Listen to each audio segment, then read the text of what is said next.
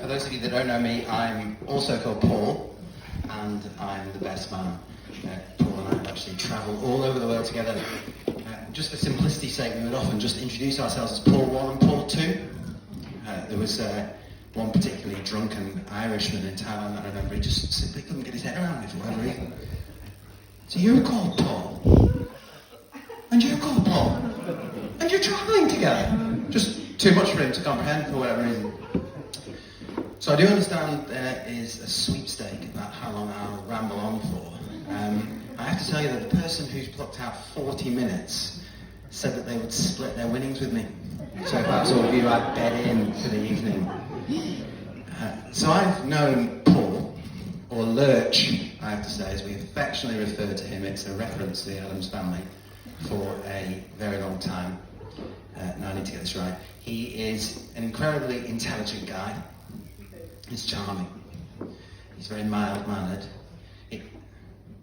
Sorry, no, these are the wrong notes. That's the wrong way. Forget about that. Totally rubbish. Here's the point where, quite quickly really, we get to watch Lurch squirm quite uncomfortably. And he grips the tablecloth in angst. So that's right, everybody. I've just been asked to hand in the drinks bill. But there is some etiquette here. So they say, no lady should look better than our beautiful bride today. And they say, no man should look better than the groom. So it's just a quick shout out and a thank you to the ushers, who certainly abided by that today. So, briefly to go back over time, Paul and I met when we were playing badminton. I think we were about 17, so over 15 years ago now. And it wasn't really until we got into a bigger friendship group, most of whom I'm really pleased to say are all here today, that we all got to know each other very well and became very good friends. It's been amazing to watch him grow into the guy that he's become, and amazing to be standing here on his wedding day. It's fair to say that in that growth there have been a few sort of mishaps or learning points, let's say, along the way, so I thought I'd just share a few of those before we finish. So I did wonder about how to group all these together. I thought, what's the best way of doing it? I decided to focus on some of Paul's biggest passions in life. The first one is has to be cycling. So anybody who's talked to Paul for more than about 5 seconds will know that he's an avid cyclist.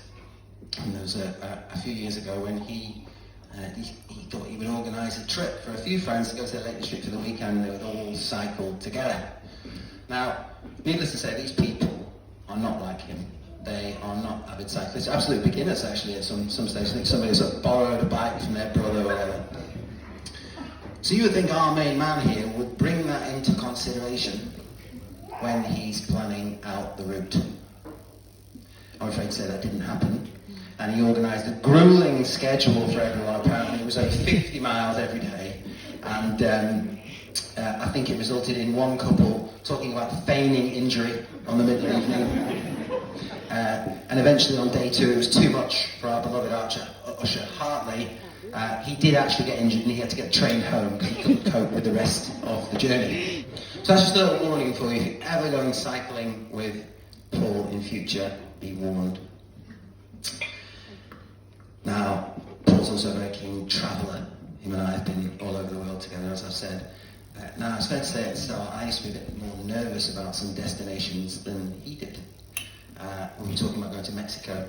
I said, it's risky. No, nothing else, neither of us speak Spanish. Now, he comforted me, my dear friend, he said, don't worry. I've been up in Newcastle, I've been studying it, been to classes, I've been on the apps. He said, if anything, I would be almost conversational. So on that basis, we bought tickets and off we went. It wasn't until first morning we actually needed to use this strong Spanish that I'd been promised.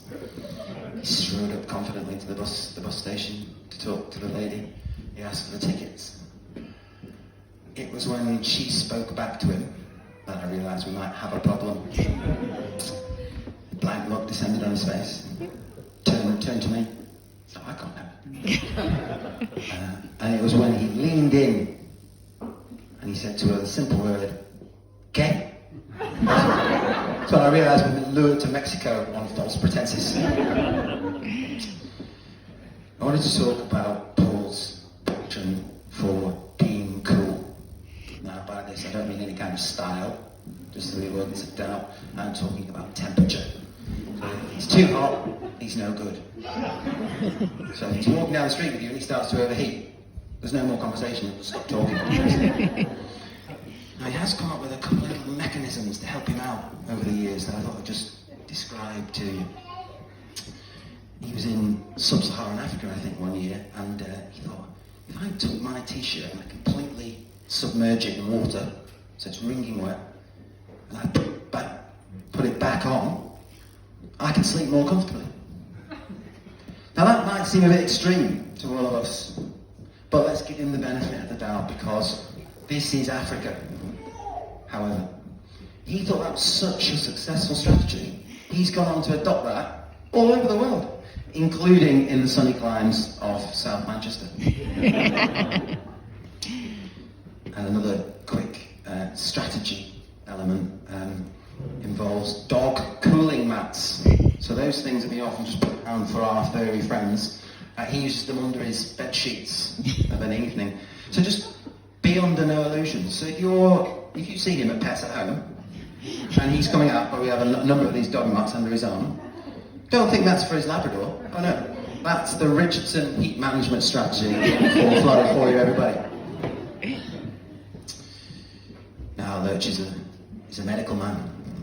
It'd be wrong, not remiss, not to talk about medicine and you would think having such a dear friend with such expertise all these years would be quite helpful. You turn to him and you had the odd ailment. I see some shakes in the audience. Yeah, people are with me on this. I always get quite a vexed look whenever I describe anything to him. I can see him glazing over, actually. I describe a particular problem, and I think pretty much with everything I've ever gone to him with, his response has always been, yeah, you better go and see a physio, mate.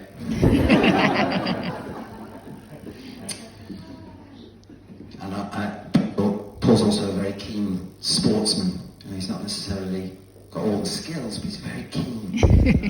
Him and I were in Cuba. He could be passionate about anything. He could be talking about Havana Club or Cuban cigars, but he said to me, I just really want a game of tennis. That's what he wanted. He said to me, I was going out to pick the hotel, and he said, just make sure this place has got a tennis court, which I was very careful to make sure it did. He skipped down to the little hut where we get the equipment to go and play tennis, and he asked if we could have our game. The very relaxed Cuban man said no. He wasn't prepared to leave it there. I said, why not? He said, there's no rackets. I was ready to give up.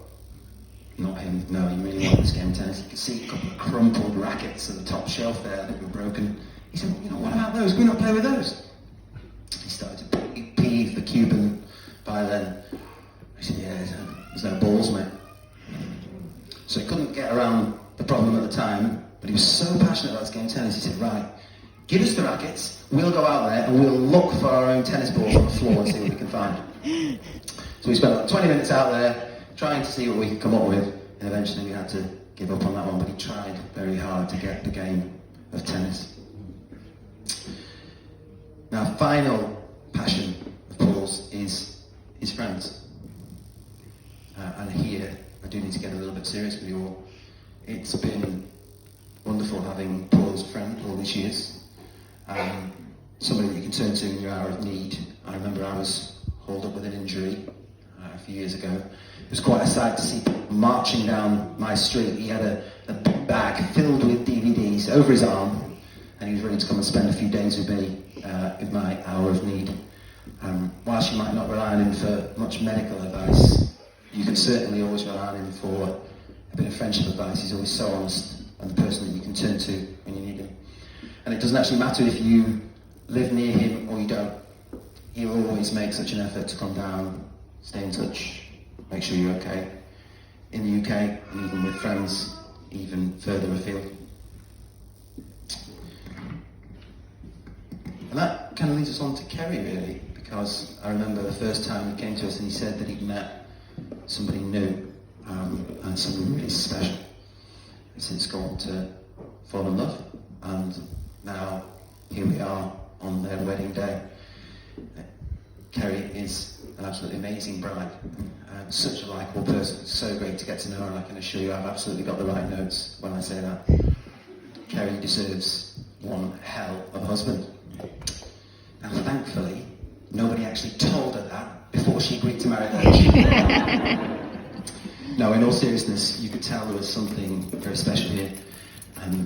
If nothing else, he told me that he allowed her to have the air conditioning on for over 18 degrees Celsius. I mean, if that's not love for him, then I really don't know